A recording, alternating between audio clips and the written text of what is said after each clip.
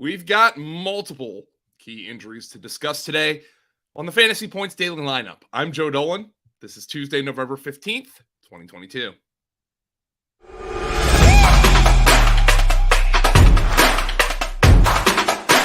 It's time for the FantasyPoints.com Daily Lineup. Staying on top of the latest news and updates around the NFL. Rise and shine, folks. We're taking the field. Here's your host, FantasyPoints.com's Joe Dolan.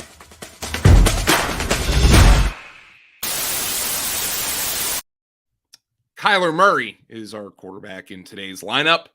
Kyler missed Week 10's win over the hapless Rams with a hamstring injury, and in his stead, backup quarterback Colt McCoy played pretty well. McCoy went 26-37 for 238 yards and a touchdown, thrown to A.J. Green, of all people.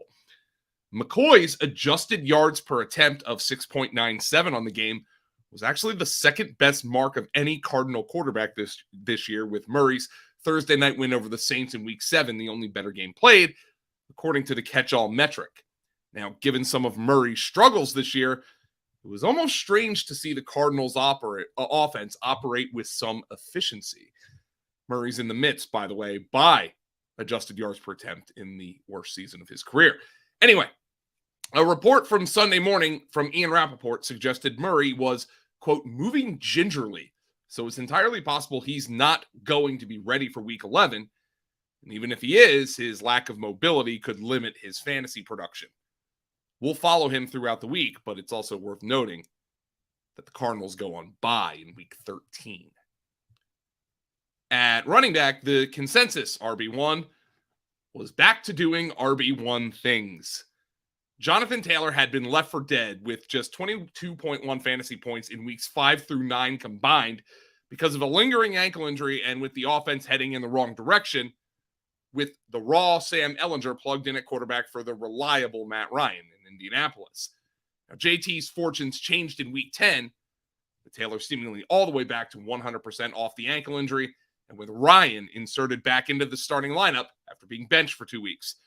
Taylor erupted for 22 carries for 147 yards and a touchdown, and 2 catches for 16 yards receiving for 24.3 fantasy points in an upset victory over the Raiders.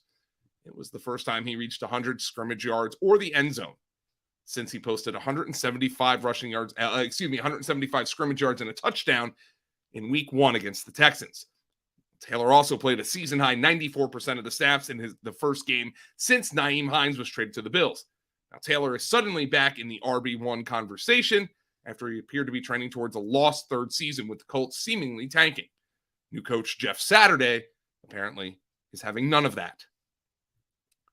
In our RB2 spot, we have someone who is decidedly not back. The Chiefs' Clyde Edwards-Helaire played 4 snaps on Sunday. 4. He had 2 catchless targets and didn't receive a carry. Meanwhile, Isaiah Pacheco and Jerick McKinnon ran way in front of him with 16 carries for Pacheco and 8 targets for McKinnon. It's the most effective the Chiefs' backfield has been in weeks, and it's possible that's because they weren't forcing a third man into the rotation. CEH is pretty much droppable in redraft formats right now, and his dynasty value, unfortunately, is completely in the gutter. The big news today is the wide receiver 1 in fantasy is hurt. Raise your hand if you had Cooper Kupp posting negative receiving yards before Week 10's game with the Cards, even with John Wolford starting. Super Bowl hangover doesn't even begin to describe what's happened to the Rams this season. The Rams are last in the NFL in yards per play, and that is with Kupp. He's accounted for 34% of their yards from scrimmage this year, and frankly, I'm surprised it's not more. Without Kupp, who went down with what looks to be a pretty bad high ankle sprain, it doesn't look good, per Adam Schefter, what will this offense look like, even when Matthew Stafford comes back from his concussion?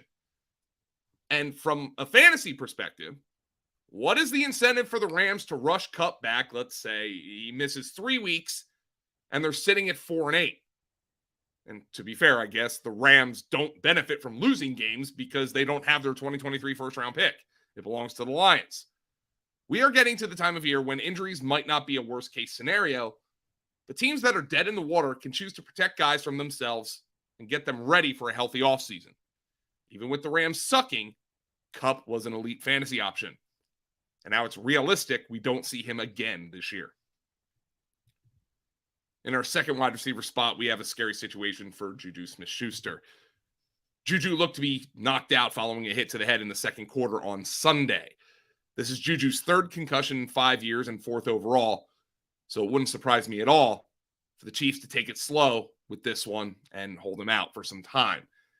In Smith-Schuster's absence, Kadarius Toney saw an increased role and looked very solid with contributions in the rushing and receiving game along with the touchdown, so that should give the Chiefs some pause as well when giving Juju extra time to get healthy. Toney can clearly step in and produce. With the added emphasis this year on health and player safety following the Tua Tagovailoa disaster, it is possible we see a somewhat lengthy absence for Juju. Now, in our flex spot, we have a positive update on Jerry Jeudy. Jeudy has one of the more bizarre ankle injuries we can remember hearing about. According to NFL Network's Ian Rappaport, he went to have an MRI to determine the severity of a strain on a muscle behind his ankle, though the team ruled out an Achilles tear early on. Now, our Dr. Edwin Porras thinks it's either a strain to Judy's calf or peroneal tendon, but whatever the case, Coach Nathaniel Hackett said on Monday that the injury is minor and Jeudy is officially day-to-day. He might not play in Week 11, but it looks like he'll be back sooner rather than later. Unfortunately, this offense stinks anyway, so it might not matter. I'm Joe Dolan. This has been the Fantasy Points Daily Lineup. We are in Week 11, everybody. The fantasy football season is winding down. Now, if you want help from me and our staff, sign up to our subscriber Discord. If you go to fantasypoints.com, get either the standard or premium package, and you will have access to that, where I'm in there answering questions. Tom Brawley's in there answering questions. Our guys in the DFS channel are answering questions if you're into DFS. So it is a great way to stay in touch with us. As for me, I'll be back on tomorrow's show on the Daily Lineup talking about some of the latest news and injuries.